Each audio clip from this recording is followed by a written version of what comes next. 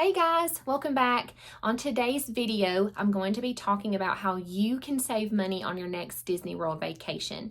As a travel agent that specializes in Disney, I get asked this question all the time. And who doesn't want to save money? If you could spend $2,000 less dollars, who wouldn't want to do it?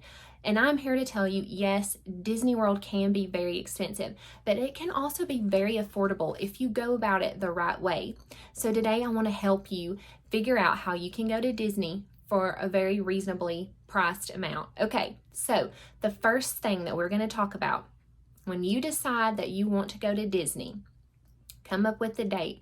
So say, what is this? We're in March. Say you and your family want to go in December.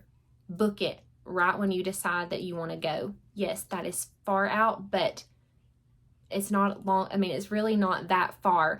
I try to tell my clients to book at least 6 months to a year out, because if you go ahead and book, Disney increases their prices every so often. So if you book immediately in March, wanting to go in December, your price is going to be cheaper then, as opposed to if you wait until September to book it.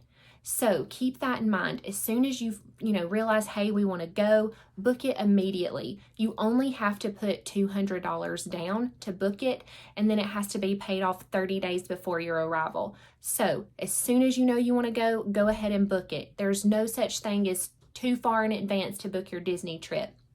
So keep that in mind. Prices do go up, and if you go ahead and lock in that rate in March, that'll be great, because then you're getting a cheaper price as opposed to if you booked it in September. So number one, book as soon as you decide you want to go. The farther out, the better.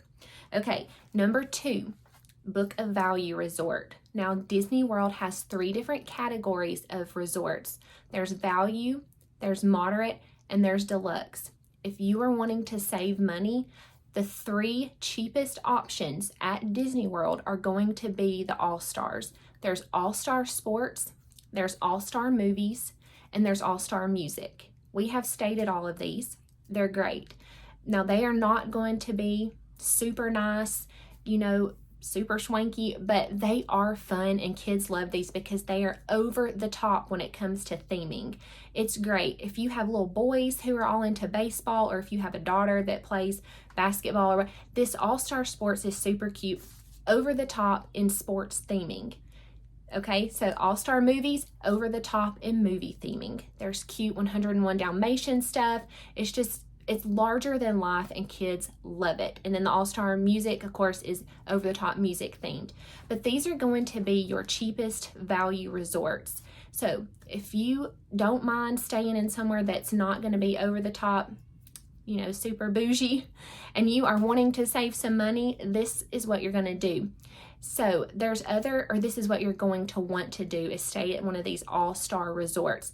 There are 2 other value resorts. There's Pop Century and Art of Animation, but they're going to be a little bit more expensive. Those are more the very top tier when it comes to value resorts. So if you're wanting to save the most money, you need to book at these AllStar resorts. Those are going to be the most budget-friendly resorts for you and your family. So that's number 2. Look into booking a value resort. Number 3, go during cheaper times. And I'm not going to say go during off season, because there's not one. I hate to tell y'all, Disney is going to be busy all the time. There's just no off season anymore. We went in January, and I was hoping, low crowds. I was hoping it would be, just super low key, not as many people, because school's back in session, Christmas is over. Well, I'm here to tell you it was busy. So January is busy, and that used to be considered an off time. So there's no off times anymore, but there are cheaper times in the year to go. So January is cheaper. I mean, it's a whole lot cheaper than, say, if you go in December. February's cheaper.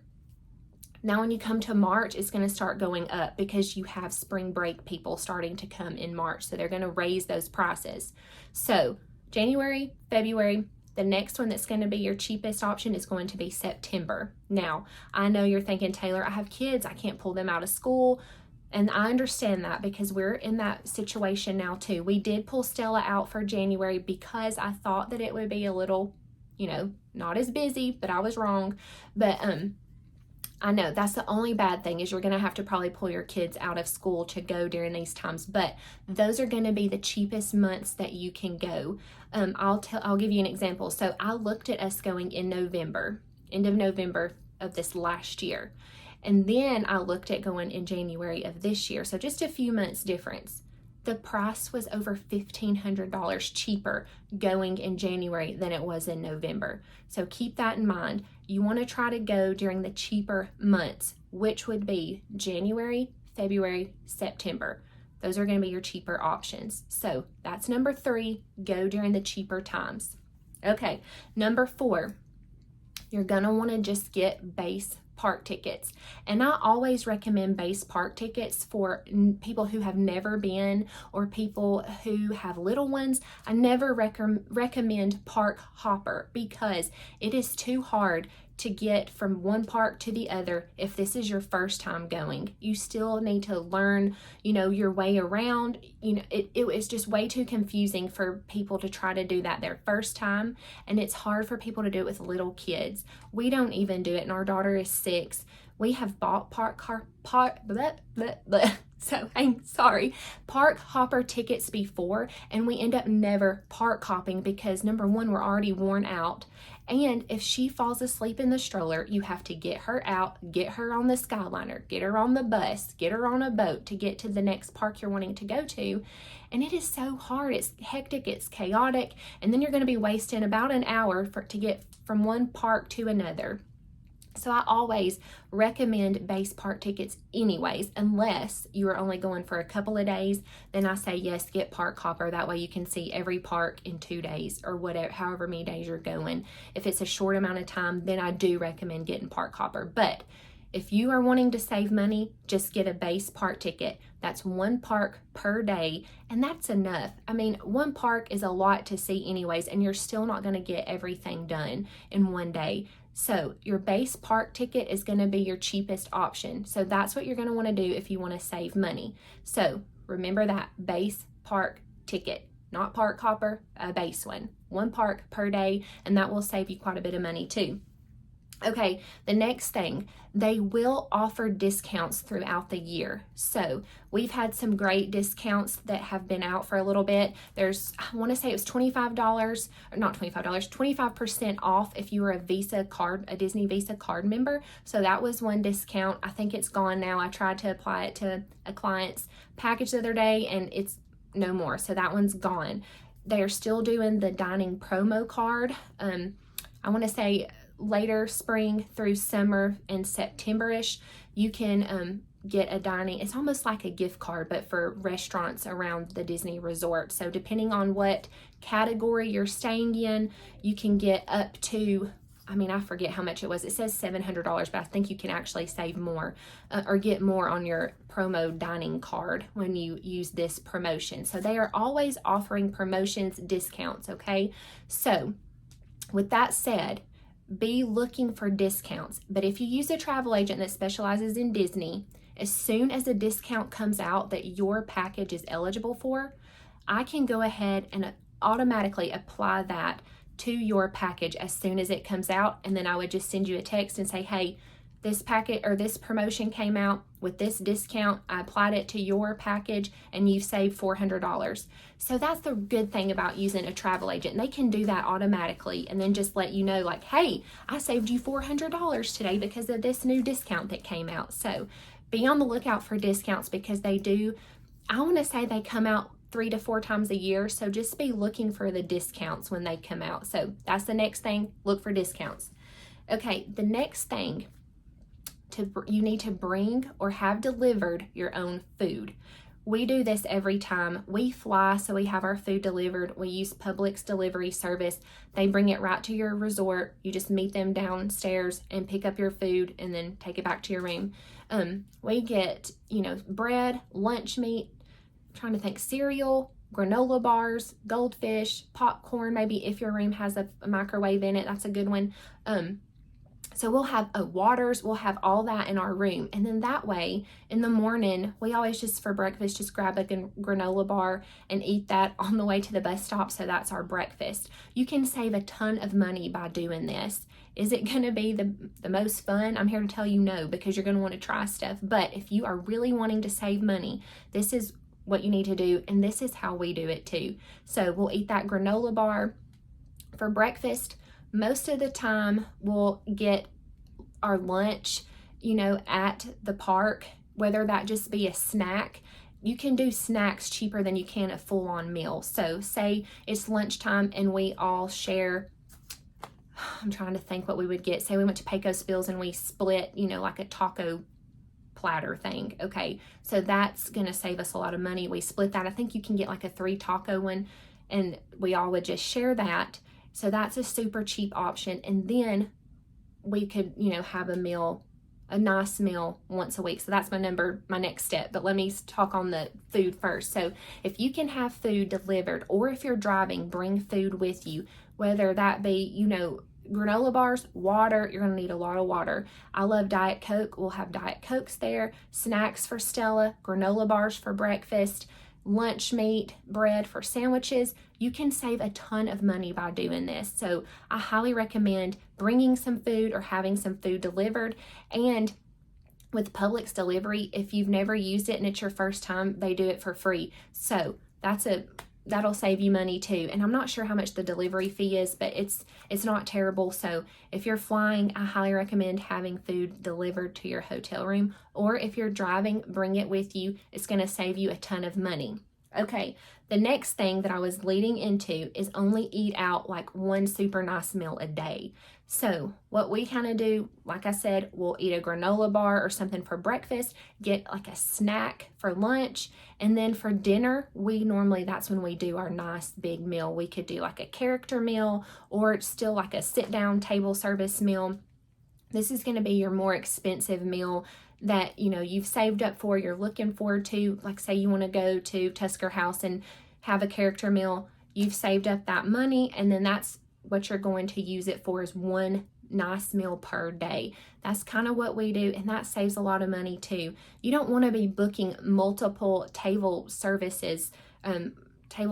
restaurants throughout the day anyways. They take up a lot of time and they're very expensive. For example, we love Be Our Guest.